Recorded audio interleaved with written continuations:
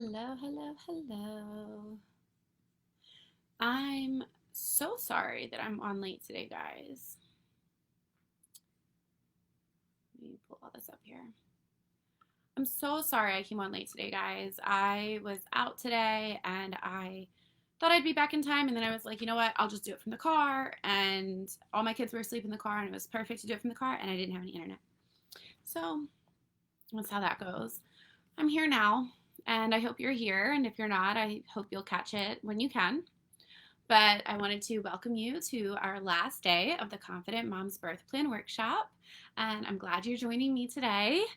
If you guys have looked through your birth plan workbook, by now you can see that it's divided into labor stages. It's really important to understand the stages of labor when you're making your birth plan. So, when you're in early labor, you're going to be having to consider a lot of different things. And one of the most important questions you're probably going to consider is either when should I leave for the hospital or when should I call my midwife if you're having a home birth? So, how does this relate to your birth plan? Well, depending on where you live in relation to the hospital and what your birth goals look like, when you arrive to your birthing location is critical. It can make a huge difference. So, a lot of hospitals these days are not allowing mothers to be admitted before active labor, but I feel like that protocol doesn't really get enforced very well. And a lot of times they might keep you if you are not yet in active labor, but that will start a cascade of interventions because they'll be like, oh, we'll keep you and we'll get your labor going with Pitocin or something like that.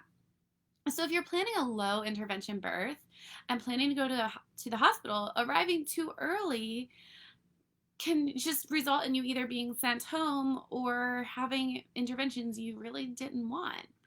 So this means that you need to be prepared to cope with contractions without medications too, because sometimes you'll get there in active labor and or they'll say you're not in active labor, but you'll feel like you're in active labor. So having tools for being able to cope with labor before you get to the hospital is really important. So you need to have a plan for that. So, you also have to have a plan for if your water breaks. What does that mean for you? If your water breaks and you haven't had contractions yet, like at what point do you go to the hospital? Do you want to rush in because you're going to end up with essentially an induction or an augmentation, or do you want to stay home and wait for contractions to start? Is there certain criteria that would make you want to go in or not? So those are all things to think about for early labor. And then active labor is when most people will be ready to start considering kind of the bigger, more heavy interventions.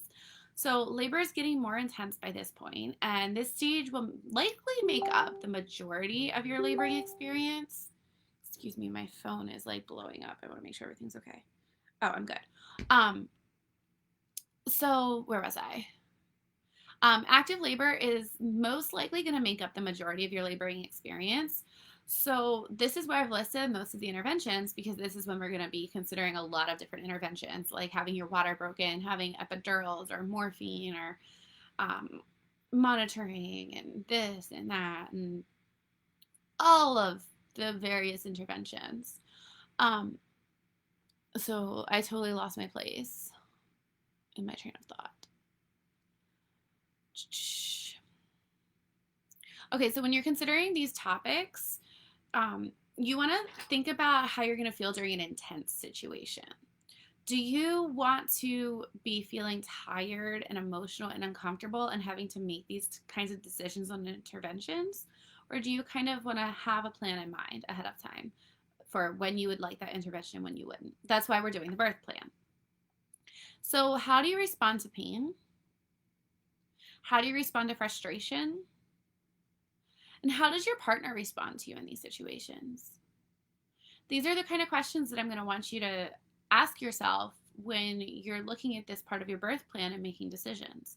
Because if you have a goal, remember, I'm using like my birth plan as my example. It doesn't have to be what you believe in or what you feel is right for you. But if you are planning a non epidural birth, but your partner really struggles seeing you in pain, they might mean to be supportive, but say things like, oh, you don't have to suffer, or like, let's just help you. Just take the medication because it'll help you. And they're really trying to help you, but it's actually undermining what your goal is. So you have to think about how your partner or whoever's with you in birth is going to handle the stress when you guys are making the birth plan. And you have to talk about it and communicate this. And that's why you're going to have other tools for coping mechanisms also. And then there's transition. And this is the part of labor when most women need the most support. This is the part when I'd say most birth plans kind of fly out the window, so to say, because this is the most intense part of labor. As the baby descends, this is like as the baby's descending into the birth canal, and it's right before you start pushing. So this is the part where even like the most valiant woman who's not getting any medications will often beg for medications, and someone will just remind them of their goals and remind them of other coping techniques, and they'll sometimes get into, okay, I didn't really want that. Or I know for me, when I was in transition with my VBAC, I remember thinking to myself, like, I think I just want a C-section now. I didn't really want that. But that's how intense transition can be. So that's why it's really important to have your plan nailed down and have everybody on your support team on the same page, so that in that moment, when you start to hit the wall, you guys already have a plan for how you're going to move forward. Are you going to go ahead and say, yeah, this is what I really need? Sometimes I suggest having a safe word or a code word. Like, if you're really, that way you can kind of tell, like, no, I'm not just going through transition. I really, really, really need this intervention that I didn't originally want. Then you use the safe word. So that's all part of making the birth plan. But understanding the stages of labor and what to expect during each is so vital to creating your birth plan, as you can tell. Understanding the variations of normal and how you can handle different curveballs that might arise is a key part in having a flexible birth plan, and it's a key part in being able to advocate for yourself. So this is why I really want to introduce you guys to the Bear Cave, and I want to invite you to join me in the Bear Cave. So you've probably heard me talk about the Bear Cave a little bit, and you're probably wondering what exactly is it. It's a 3-tiered membership where you get access to education and support for up to 12 months. Enrollment opens today, and it will be open through August 20th. So the Confident Mom membership is, it includes access to birthing with confidence and breastfeeding with confidence, and it prepares you for an empowering birth experience. It's really great because you'll be equipped with so much information to help you just wash away the fear that is surrounding your birth and walk into it confidently. The class is great for first-time parents. It's really geared toward first-time parents, but it's really good for parents who maybe need a refresher because they have had a big space between their babies, or they had a planned C-section and now they're going for a VBAC, or just, if you need a refresher for some reason. But it's also geared more towards hospital births in some ways, just because I think that's where people have a tendency to need to have more advocacy. But it's still good for those planning on out-of-hospital birth, especially because if you do have to transfer for unforeseen, tongue twisting myself all the time. I need to learn to slow it down when I talk. But if you do transfer for unforeseen circumstances, it's good to kind of have a hospital plan. So beyond having just an understanding of labor, we're actually going to address mindset going into birth, and that's something that I talk about a lot in my class. At the end of the day, a lot of the birth experience you have, it will be dependent on your mindset. So what I mean by this is a confident mindset is more likely to result in a positive birth experience, and that's whether you stick to your birth plan or not. So if you feel that you made choices on your own accord and you weren't bullied or pushed into things, or you didn't have information kept from you, you're more likely to have a positive birth experience, even if things don't go your way or the way you envisioned. And then the next level of membership is the Confident and Prepared membership, and that is, it includes access to private support groups, and so they're kind of like Facebook groups, but they're housed on my website, And these support groups are where I'm going to share pre-recorded videos each week that encourage you. I'm going to share more detailed information on labor prep than I would, say, in my Facebook groups. And I'll answer more frequently asked questions and provide deeper insight into some of the conversations that are brought up into the community. So if I've got, like, say we've got 15 moms in the group and you're all due around the same time, and there's a certain question that keeps coming up, maybe about, like, I don't know, what's a common topic? Like the gestational diabetes test, or getting ultrasounds beyond the 20-week ultrasound, like something like that. Then maybe, like, I could go into a deeper conversation, like, hey, a lot of you have asked about this. This is the research, this is that, this is this, and this is how you can, the questions you can ask and everything. So I'll also go into a little more depth for laboring positions and comfort measures. And for moms due in 2021, we are starting a due date group. So I'm doing 3-month due date groups. And I think that's really exciting because then you'll be able to kind of pare down and connect with moms. And I can give you information based on your trimester. And the next level, the top tier level, is the Confident Mama Bear. And that's designed for moms who really, really desire a close connection and one-to-one support. These moms are going to get access to all the classes, all the groups, plus they're going to get one-to-one virtual support prenatally and postpartum. So the Confident and Prepared membership and the Confident Mama Bear membership are both 12 months course and group access. And the very first one, the Confident Mom, that is just 6 months course access.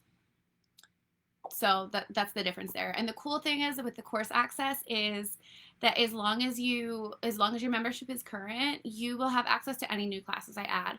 I have plans to create and add a class for pumping, a class for returning to work or school, and a class for like new parents. So learning things about like cord care and bathing your baby and changing diapers and stuff like that. I'm hoping to add that soon. And if you guys want it, I'm thinking about adding like a daddy doula class where it's geared more towards the dads and teaches them how to support a little more. And advocate for their spouse. So that is the Confident Mama Bear class, or the Bear Cave. That is the Bear Cave, and I want you guys to ask me any questions. Here's the kind of way that this is working. Everybody gets a free half-hour call. So even if you're not thinking about joining the membership, but you just have like a couple questions, give me a call. We can schedule a time to call, and you get a free half-hour call with me to kind of go over your birth plan and whatever questions you have. If you're thinking of joining the membership and you have any questions about that, schedule your half-hour call. If you join by August 10th, you will get the early bird pricing, which is like a really good discount. So hurry up and sign up by then, because if you wait, prices do go back to normal on the 11th. And then if you sign up by the 15th, everybody who signs up before the 15th gets a bonus 1-hour call with me. So even if you don't have a private coaching level, you're going to get 1 private hour phone call with me to go over your birth plan and go over all kinds of things. So if you guys have any questions about that, feel free to ask. There's more information on my website. And I hope you guys enjoyed this birth plan class, and let me know if you have any questions about the birth plan that you're writing or the birth plan workbook. I think it's a really good tool for you to have an empowered birth and to have a birth plan that really prepares you to advocate for yourself. And remember that it's about like the birth plan you walk in with is not going to be this 15-page birth plan. The birth plan you walk in with is going to be the pared down version of the most important stuff to you. But the workbook, the purpose of the workbook is for you to work through it all and figure it all out in your mind so that you are prepared. Recovering from a home birth after forced cesarean birth. Just popping into hi Jill. Wow, so your client just gave birth at home after 4 C-sections? That is awesome, and congratulations to her. Wow, Jill, that is freaking awesome. That's awesome. And thank you. Thank you. Yes, go watch the replays. And if you have any clients who have questions, send them over so they can watch the replays. But yeah, I will talk to you guys soon. And you guys can visit me at littlebearlactation.com/bear-cave to learn more about joining the Bear Cave. Bye.